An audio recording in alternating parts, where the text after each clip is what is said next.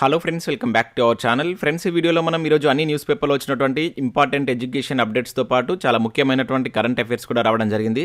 So వీటన్నిటి గురించి one by one ఈ వీడియోలో అయితే చూద్దాం. సో వీడియో చూస్తున్న ప్రతి ఒక్కరు వీడియోని ఖచ్చితంగా లైక్ చేయండి. డైలీ 1 to 2 hours వర్క్ చేసి దాదాపుగా 8 న్యూస్ పేపర్ చదివి మీకు ఇన్ఫర్మేషన్ అందించడం జరుగుతుంది. చాలామంది వీడియోస్ని ఫాలో అవుతున్నారు కానీ లైక్ చేయట్లేదు. ఖచ్చితంగా లైక్ చేయండి. ఈ వీడియోకి అయితే నేను 1000 లైక్స్ ఎక్స్పెక్ట్ చేస్తున్నాను. సో ఇది ఎవరికైతే యూజ్ ఉంటుందో వారికి షేర్ చేయండి. అదేవిధంగా సబ్స్క్రైబ్ చేసుకొని చూడండి. రెగ్యులర్గా మీకు జాబ్ అప్డేట్స్ అంతాయి. మన ఛానల్ యొక్క టెలిగ్రామ్ గ్రూప్లో కూడా జాయిన్ కాండి. దాంట్లో కూడా రెగ్యులర్గా జాబ్ అప్డేట్ షేర్ చేస్తున్నాను. మీకు చాలా యూజ్ ఉంటుంది. ఆ గ్రూప్లో కంపల్సరీ జాయిన్ కాండి. ఫ్రెండ్స్, మన ఛానల్ ద్వారా గ్రూప్ 4కి సంబంధించినటువంటి ఫుల్ వీడియో కోర్సు జస్ట్ 500 రూపీస్కే 6 months వ్యాలిటీతో అయితే అందించడం జరుగుతుంది. పేపర్ 1 అండ్ పేపర్ 2 సంబంధించిన కంప్లీట్ కోర్స్ అయితే యాప్లో ఉంది. అక్కడ శాంపిల్ క్లాసెస్ ఉంటాయి. విన్న తర్వాత నచ్చితే తీసుకోండి. ఇంకా కరెంట్ అఫైర్స్ పీడిఎఫ్ కూడా సో పర్ మంత్కు 20 రూపీస్ చొప్పున చెల్లించి మీరు పీడిఎఫ్ పొందవచ్చు. డిసెంబర్ మంత్కి సంబంధించినటువంటి పీడిఎఫ్ కూడా అప్డేట్ చేయడం జరిగింది. మీరు దాన్ని డౌన్లోడ్ చేసుకొని ప్రింట్ తీసుకునే విధంగా హ్యాండ్ రైటింగ్ చేత రాసినటువంటి నోట్స్ ఒకసారి అయితే మీరు వెళ్ళి చూసి నచ్చితే తీసుకోండి. ఇంకా టెస్ట్ సిరీస్ ఉన్నాయి. ఇండియన్ పాలిటిక్స్ సంబంధించి, అదేవిధంగా తెలంగాణ చరిత్ర, తెలంగాణ ఉద్యమ చరిత్ర అండ్ జనరల్ సైన్స్ సంబంధించిన టెస్ట్ సిరీస్తో పాటు జనరల్ స్టడీస్కి సంబంధించినటువంటి షార్ట్ హ్యాండ్ రైటింగ్ నోట్స్ కూడా ఉంటుంది. అన్నిటికి సంబంధించినటువంటి శాంపిల్ పీడిఎఫ్స్ కావచ్చు, శాంపిల్ టెస్ట్లు అక్కడ ఉంటాయి.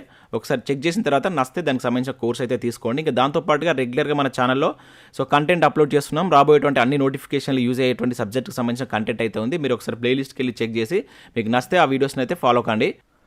ఫ్రెండ్స్, ఈరోజు న్యూస్ పేపర్లో వచ్చినటువంటి అప్డేట్స్ కనుక చూసినట్టయితే మనకు ఫస్ట్ అప్డేట్ వచ్చేసి ఉద్యోగ బరి గట్టి పోటీ అనే టైటిల్ తోటి ఈనాడు న్యూస్ పేపర్లో ఒక ఆర్టికల్ ఇక్కడ చూడవచ్చు.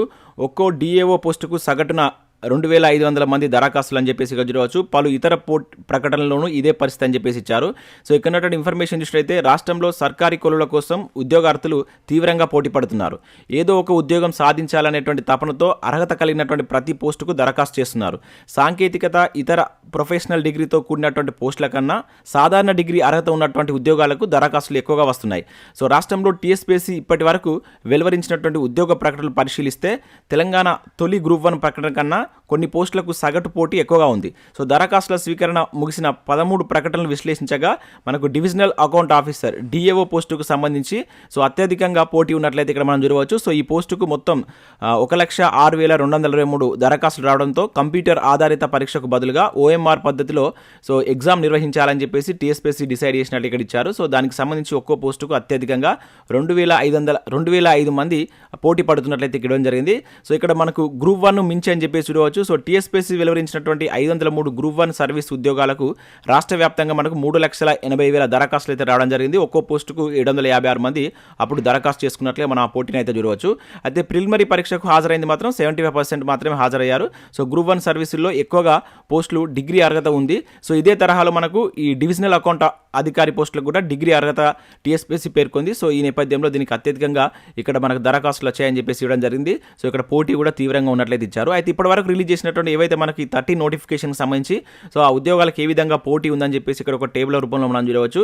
సో గ్రూప్ 1 సంబంధించి 503 ఉద్యోగాలకు 3,80,000 మంది అప్లై చేస్తే ఒక్కొక్క పోస్టుకు 756 పోటీ పడుతున్నారు. అదేవిధంగా ఆహార భద్రతా అధికారులకు సంబంధించి 24 వేకెన్సీస్ గాను ఒక్కొక్క పోస్టుకు 682 మంది సో పోటీ పడుతున్నట్లు ఇక్కడ ఇవ్వడం జరిగింది. శిశు సంక్షేమాధికారి సో ఇది రీసెంట్గా కంప్లీట్ అయినటువంటిది 23 వేకెన్సీకి సంబంధించి 19,000 మంది దరఖాస్తు చేసుకోగా 862 మంది పోటీ పడుతున్నట్లు ఇచ్చారు. అదేవిధంగా శిశు సంక్షేమ సూపర్వైజర్లు కావచ్చు, అసిస్టెంట్ ఎగ్జిక్యూటివ్ ఇంజనీర్లు కావచ్చు, సహాయక ఇంజనీర్లు, divisional account officer, town planning building overseas officer సంబంధించి కావచ్చు, భూగర్భ జల గెజిటెడ్ ఆఫీసర్స్, ఇట్లా మనకు పాలిటెక్నిక్ లెక్చరర్కి సంబంధించి టోటల్గా ఇప్పటివరకు టీఎస్పీఎస్సీ రిలీజ్ చేసినటువంటి నోటిఫికేషన్లకు సంబంధించి సో కాంపిటీషన్ ఏ విధంగా ఉందని చెప్పేసి ఇక్కడ ఇవ్వడం జరిగింది. వీలైతే దీన్ని ఒకసారి స్క్రీన్ షాట్ తీసి చూసుకోండి.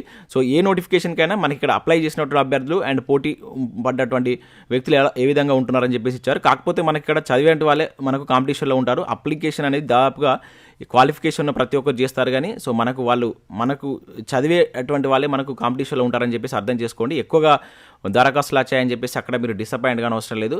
సో చదివే వాళ్ళు చాలా తక్కువ మంది ఉంటారు. సో మీ కాన్సన్ట్రేషన్ ఎక్కువగా చదువు మీద పెట్టేటువంటి ప్రయత్నం చేయండి. సో నెక్స్ట్ ఇక్కడ చూసినట్లయితే 53.7% మందికి అర్హత అంటూ మనకు మరొక అప్డేట్ ఇక్కడ ఈనాడు న్యూస్ పేపర్లో చూడవచ్చు. టీఎస్ఎల్పీఆర్బీ ఈవెంట్ల ఫలితాలు వెల్లడి. తుది రాత పరీక్షకు 111,209 మంది ఎంపిక అని చెప్పేసి ఇక్కడ ఇవ్వడం జరిగింది. దీనికి సంబంధించి మనం ఆల్రెడీ నిన్న ఒక సపరేట్ వీడియో అయితే చేసాం.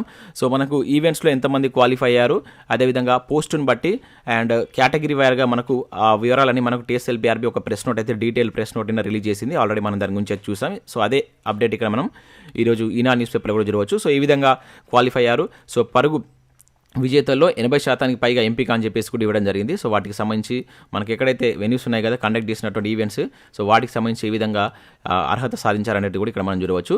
సో నెక్స్ట్ కనుక ఇక్కడ చూసినట్లయితే టీఎస్పీఎస్సీ వరుస నోటిఫికేషన్లు ఏ జాబ్ ఎంచుకోవాలంటూ మనకు వెలుగు సక్సెస్ న్యూస్ పేపర్లో ఒక మంచి ఆర్టికల్ అయితే రావడం జరిగింది. సో ఇక్కడ ఇన్ఫర్మేషన్ చూసినట్లయితే రాష్ట్రంలో వివిధ కొలులకు ప్రభుత్వం ఇప్పటికే పలు నోటిఫికేషన్లు జారీ చేసింది. ఒకేసారి ఉద్యోగ ప్రకటనలు విడుదల కావడంతో అభ్యర్థులు ఏ పరీక్షకు ప్రిపేర్ అవ్వాలో అయోమయంలో ఉన్నారు. సో ప్రస్తుతం మనకు గ్రూప్ 1, గ్రూప్ 2, గ్రూప్ 3 అదేవిధంగా గ్రూప్ 4తో పాటు డిఏఓ కావచ్చు, ఏడబ్ల్యూ కావచ్చు, అదేవిధంగా డిఎల్ డిగ్రీ లెక్చరర్కి సంబంధించి కావచ్చు, JL junior lecturers, hostel wardens, staff nurse, so ఇట్లా మొదలగు ఉద్యోగాలకు సంబంధించి అయితే మనకు నోటిఫికేషన్స్ వచ్చాయి. అయితే ఇప్పటికే కొన్ని ఉద్యోగాలకు పరీక్షా తేదీలను కూడా ఆల్రెడీ ప్రకటించారు. అయితే అభ్యర్థులు ఈ ఏ కొలువుకు ప్రిపేర్ అవ్వాలి, ఏ అంశాలను ప్రాతిపదికగా తీసుకుంటే సక్సెస్ సాధిస్తారు తెలుసుకుందాం అనేటువంటి వివరాలతోటి ఇక్కడ ఒక ఆర్టికల్ చూడవచ్చు. సో మనం ప్రిపరేషన్ డిసైడ్ చేసేటువంటి అంశాలు ఏంటి అంటే ఇక్కడ నేను ఆల్రెడీ మీకు చాలాసార్లు చెప్పాను, మీకు మోర్ దెన్ 2 నోటిఫికేషన్ కంటే ఎలిజిబుల్ ఉన్నప్పుడు మీరు కామన్ సిలబస్ పైన దృష్టి పెట్టమని చెప్పడం జరిగింది. సో అదే ఇక్కడ మనకు ఏది ప్రిపరేషన్ డిసైడ్ చేసేటువంటి టాపిక్స్ మన కామన్ సిలబస్ అనేటువంటి ముఖ్యంగా ఇచ్చారు. అదేవిధంగా గ్రూప్ 2 స్ట్రాటజీ ఏ విధంగా ఉండాలి, అండ్ పోలీస్ కొలువుల యొక్క వ్యూహం ఏంటి, అండ్ గ్రూప్ 4 ఎవరికి సులువు అనేటువంటి ఇవ్వడం జరిగింది. అదేవిధంగా డిఎల్ అదే ఏడబ్ల్యూ కావచ్చు, జేఎల్ కొలువుకు సంబంధించి ఏ విధంగా ప్రిపేర్ కావాలంటూ ఒక ఆర్టికల్ అయితే ఇవ్వడం జరిగింది. వీలైతే దీన్ని మీరు వెలుగు సక్సెస్ న్యూస్ పేపర్ డౌన్లోడ్ చేసుకొని ఒకసారి చూసే ప్రయత్నం చేయండి. మన టెలిగ్రామ్లో కూడా షేర్ చేస్తాను, మన టెలిగ్రామ్లో జాయిన్ కండి. సో మీరు SJTutorials అని సెర్చ్ చేయండి. సో నేను కింద మీకు ఆల్రెడీ ఆ లింక్ ఇచ్చాను, లింక్ ఓపెన్ కాకపోతే అక్కడ నేను ఒక టెక్స్ట్ ఇచ్చాను, అది ఏ విధంగా ఉందో ఆ విధంగా మీరు టెలిగ్రామ్లో సెర్చ్ చేస్తే మన గ్రూప్ వస్తుంది. ఇంకా వేరే ఇతర వ్యక్తులు కూడా మన ఛానల్ నేమ్ తోటి గ్రూప్స్ క్రియేట్ చేస్తున్నారు. సో మీరు మన ఛానల్ లోగో చూసుకొని దాదాపుగా 10,000+ మెంబర్స్ అయితే ఉంటారు. అది చూసుకొని కన్ఫర్మ్ అయిన తర్వాతనే దాంట్లో జాయిన్ కండి. సో నెక్స్ట్ విషయం అయితే ఇక్కడ కొత్తగా 300 ఏఈఓ పోస్టులు అని చెప్పేసి ఇక్కడ చూడవచ్చు. కొత్త వ్యవసాయ క్లస్టర్ల ఏర్పాటు నేపథ్యంలో అందుబాటులోకి అని చెప్పేసి ఇక్కడ ఇచ్చారు. సో హేతుబద్ధీకరణ ప్రతిపాదనలు సిద్ధం చేసినటువంటి వ్యవసాయ శాఖ ప్రస్తుతం కొన్ని క్లస్టర్లో 6 నుంచి 10,000 ఎకరాలు అని చెప్పేసి ఇక్కడ ఇవ్వడం జరిగింది. సో రాష్ట్రంలో మనకు కొత్తగా 300కు పైగా వ్యవసాయ విస్తరణ అధికారులు ఏఈఓ పోస్టులు రానున్నట్లు ఇక్కడైతే ఒక అప్డేట్ చూడవచ్చు. సో ఈ మేరకు వ్యవసాయ శాఖ ప్రతిపాదనలు సిద్ధం చేసింది. రాష్ట్రం సాగు భూమి పెరగడం, అదేవిధంగా ఏఈఓ క్లస్టర్ల పరిమాణం పెరగడంతో వాటిని హేతుబద్ధీకరించాలని చెప్పేసి అవసరమైనటువంటి చోట ఈ కొత్త క్లస్టర్ ఏర్పాటు చేస్తున్నటువంటి నేపథ్యంలో సో కొన్ని కొత్త పోస్టులు అయితే అవసరం ఉన్నాయని చెప్పేసి ఇక్కడ ఇచ్చారు. సో దానికి సంబంధించి 300 పోస్టులను మంజూరు చేసినట్లే ఇక్కడ మనకు ఒక అప్డేట్ కూడా సాక్షి న్యూస్ పేపర్లో అయితే చూడవచ్చు. సో నెక్స్ట్ విషయం అయితే ఇక్కడ ప్రమోషన్లతోటే 85% ఎఫ్ఎస్ఓ పోస్టుల భర్తీ అని చెప్పేసి ఇచ్చారు, ఉత్తర్వులు జారీ చేసినటువంటి సర్కార్.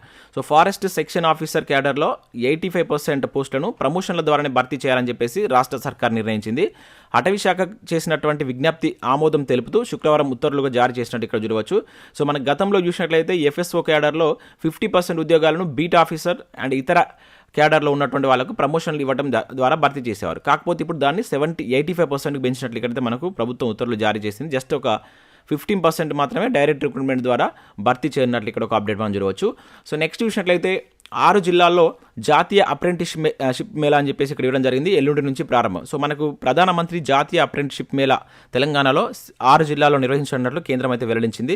ఈ నెల 9 నుంచి దేశవ్యాప్తంగా ఈ కార్యక్రమం అయితే ప్రారంభం కానుంది. సో దానికి సంబంధించి మనకు ఈ స్కిల్ ఇండియా మిషన్ ఉంటుంది కదా, దానిలో భాగంగా సో యువతకు కెరీర్ అవకాశాలు కల్పించేటువంటి కోణంలో దీన్ని అయితే స్టార్ట్ చేస్తున్నారు. సో మన దగ్గర చూసినట్లయితే భద్రాద్రి కొత్తగూడెం, అదేవిధంగా హైదరాబాద్ కావచ్చు, అండ్ జయశంకర్ భూపాలపల్లి జిల్లా, పెద్దపల్లి అండ్ రంగారెడ్డి, యాదాద్రి భువనగిరి, ఈ 4 జిల్లాల్లో వీటికి సంబంధించినటువంటి అప్రెంటిస్షిప్ మేళా అనేది కండక్ట్ చేస్తున్నారు. సో ఇంట్రెస్టెడ్ క్యాండిడేట్స్ అని ఉంటే వీటికి అటెండ్ కాండి. నెక్స్ట్ ఇక్కడ మనకు ఆర్ఎఫ్సిఎల్లో కూడా కొన్ని పోస్టుల భర్తీకి నోటిఫికేషన్ అయితే వచ్చింది. సో 18 వేకెన్సీస్ ఉన్నాయి.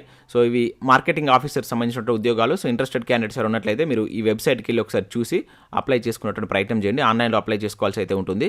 సో 18 to 24 ఇయర్స్ అనేటువంటి ఏజ్ ఇక్కడ ఇవ్వడం జరిగింది. సో ఇంట్రెస్టెడ్ క్యాండిడేట్స్ ఒకసారి అయితే చెక్ చేసుకోండి.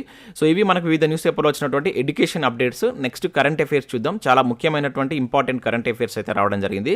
సో ప్రతి ఒక్కరు స్కిప్ చేయకుండా చూడండి, ఖచ్చితంగా లైక్ చేయండి. ఒకే వీడియోలో మీకు ఎడ్యుకేషన్ అప్డేట్స్, కరెంట్ అఫైర్స్ కలిపి అందించడం జరుగుతుంది.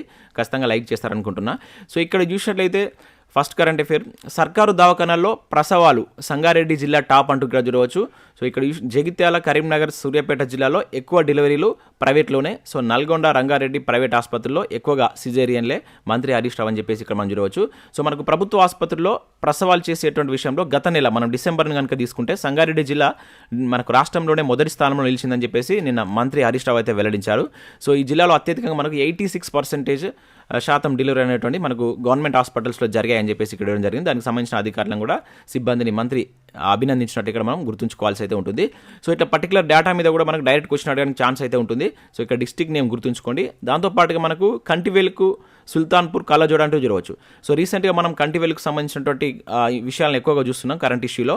సో మనకు 18th జనవరి నుంచి వెళ్ళి కంటివేలుగు 2వ విడత కార్యక్రమాన్ని ప్రభుత్వం అయితే స్టార్ట్ చేస్తుంది. దానిలో భాగంగా గిన్నిస్ బుక్ ఆఫ్ రికార్డును కూడా సొంతం చేసుకోవాలని చెప్పేసి ప్రభుత్వం ప్రయత్నం చేస్తుంది.